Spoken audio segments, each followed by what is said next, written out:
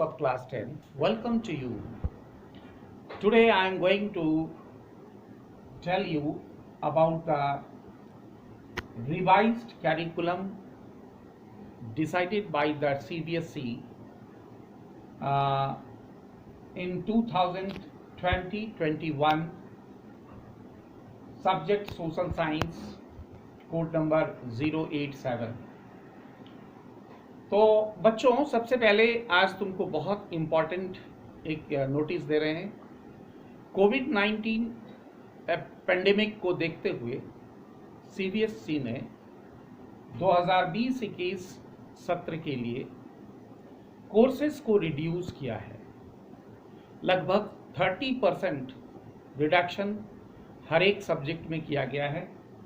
ये सीबीएसई का फैसला है, क्योंकि समय काफ़ी निकल गया है, समय बहुत कम बचा है। फाइनल एग्जामिनेशन को, बोर्ड एग्जामिनेशन को मद्देनज़र हर एक सब्जेक्ट में 30% रिड्यूस कर दिया गया है। और इसी सिलसिले में हम सोशल साइंस के बारे में तुमको पूरा कोर्स आज बताने जा रहे हैं कि कौन कौन सा चैप्टर्स को रखा गया है और कौन सा सब्जेक्ट को ओमिट किया गया है। तो आज हम हिस्ट्री और सिविक्स के बारे में तुमको बताएंगे। सबसे पहले जो रिवाइज्ड कैरिकुलम है उसमें बोर्ड एग्जामिनेशन तक के लिए मात्र 2 ही चैप्टर्स को रखा गया है। यानी बोर्ड एग्जामिनेशन में हिस्ट्री में 2 चैप्टर से ही सवाल पूछे जाएंगे। पहला चैप्टर होगा the rise of nationalism in Europe और दूसरा चैप्टर होगा nationalism in India.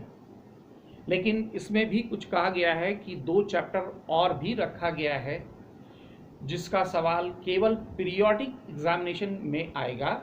Board examination में उससे सवाल नहीं पूछे जाएंगे। Any one of the following the theme selected should be assessed in the periodic test only but not in the board examination. Clear cut बात है कि ये 2 चैप्टर होगा the making of global world और दूसरा होगा द एज ऑफ इंडस्ट्रियलाइजेशन। ये दोनों चैप्टर से केवल पीरियोडिक एग्जाम में क्वेश्चन पूछा जाएगा। बोर्ड एग्जामिनेशन में आपका सिर्फ 2 ही चैप्टर होगा, the rise of nationalism in Europe और नेशनलिज्म इन इंडिया।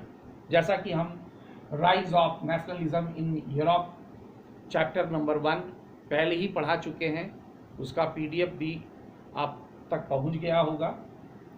और हम नेशनलिज्म इन इंडिया स्टार्ट किए थे और बीच में ही ये सीबीएसई का ये इम्पॉर्टेंट नोटिस आया। तो देखते हैं समय के अनुसार हम लोग आगे बढ़ेंगे। इसके अलावे सिविक्स का जो पार्ट है वो भी हम बताना चाहते हैं। अब हम आप लोगों को जो सिविक्स में रिडक्शंस किया गया है, जो रिवाइज किया गया है, उसके बारे में बताते हैं। हिस्ट्री का तो हमने बता दिया। अब सिविक्स के अंदर जो कोर्स कंटेंट है डेमोक्रेटिक पॉलिटिक्स में, इसमें 4 चैप्टर रखा गया है। पहला चैप्टर पावर शेयरिंग, दूसरा चैप्टर फेडरलिज्म, तीसरा चैप्टर पॉलिटिकल पार्टीज, चौथा चैप्टर आउटकम्स ऑफ डेमोक्रेसी। जैसा कि हमने बताया कि इसमें हिस्ट्री और सिविक्स के बारे में बताया जा रहा है। जैसा कि हम जानते हैं कि सोशल साइंस में 4 भाग होते हैं, हिस्ट्री, सिविक्स, इकोनॉमिक्स और ज्योग्राफी। और हम आपको अभी हिस्ट्री और सिविक्स के बारे में बताए। इकोनॉमिक्स और ज्योग्राफी के सर आप लोगों को जो बदलाव लाया गया है उसके बारे में बतला देंगे।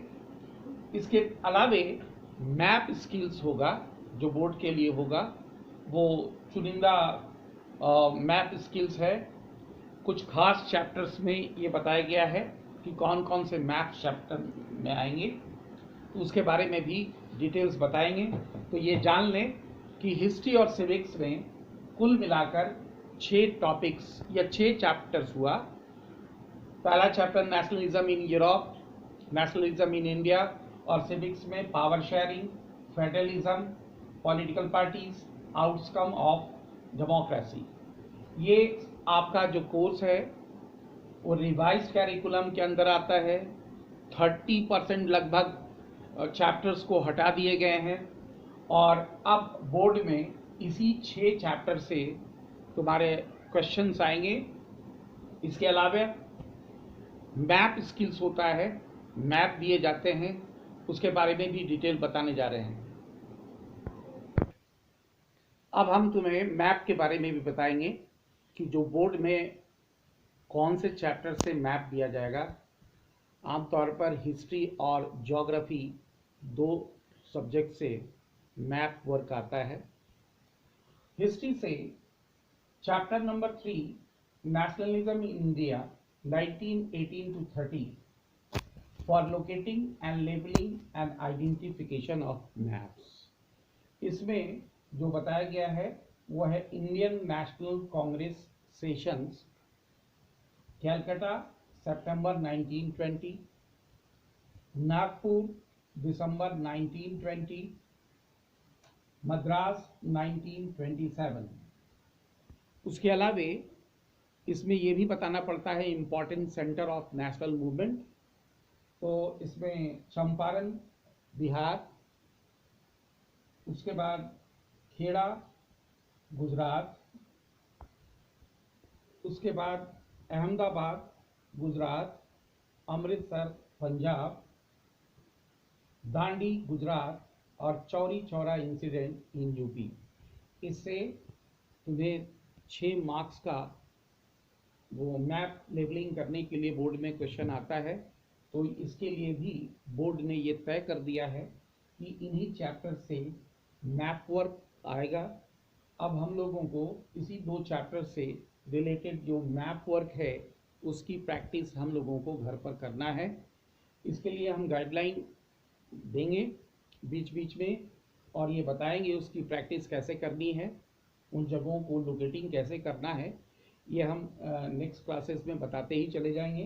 तो ये तय कर लें कि हमारा रिवाइज्ड कैरिकुलम यही है, यानी कोर्स को काफ़ी कम कर दिया गया है।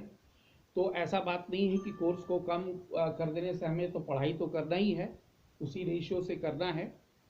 तो अब हम ये बताने जा रहे हैं कि पिछला जो चैप्टर्स हम लोग जो पढ़े थे उसमें एक टॉपिक्स में कुछ बच्चों का कमेंट्स था, वीडियो का क्वालिटी सही नहीं था, और वो था रोमांटिक नेशनल फीलिंग्स।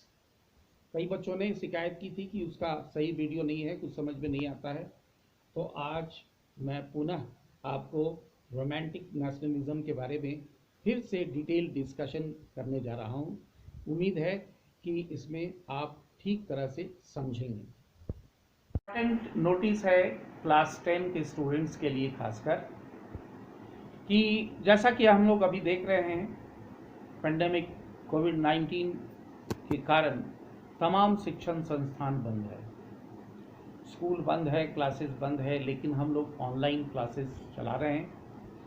लेकिन उम्मीद है निकट भविष्य में जल्दी ही स्कूल सारे खुलेंगे और इसलिए ये आप क्लास 10 के बच्चों को ये ज़रूरी होगा कि आप अपना नाम इनरोलमेंट करा लें। जितना जल्दी से जल्दी हो सकता है वो नाम इनरोलमेंट करा लें। बहुत सारे बच्चे अपने मार्कशीट भी नहीं लिए हैं, वो भी जितना जल्दी हो सके वो ले लें और साथ साथ अपडेटेड रहें, क्योंकि अगर आपका इनरोलमेंट नहीं होगा तो बहुत जल्दी हम लोग टर्मिनल एग्जामिनेशन लेने जा रहे हैं, फिर हाफ ईयरली एग्जामिनेशन लेंगे, तो उसमें आप लोगों को काफ़ी दिक्कत होगी और इसलिए आपका नाम इनरोलमेंट बहुत ज़रूरी है और उससे संबंधित जो भी आपके जो बकाए हैं उसको आप क्लियर करते जाएं ताकि आपको आगे दिक्कत नहीं होगी। ये सबसे अहम और सबसे ज़रूरी बात है कि आप अपना एनरोलमेंट जितना जल्दी से जल्दी करा लें, आपके लिए बेहतर होगा, क्योंकि अब हम लोग बहुत जल्दी ये एग्ज़ामिनेशंस जो नेक्स्ट एग्ज़ामिनेशन है टर्मिनल एग्ज़ामिनेशन उसकी तैयारी करेंगे और उसका भी हम लोग कोर्स में आपको प्रोवाइड करेंगे। Thank you.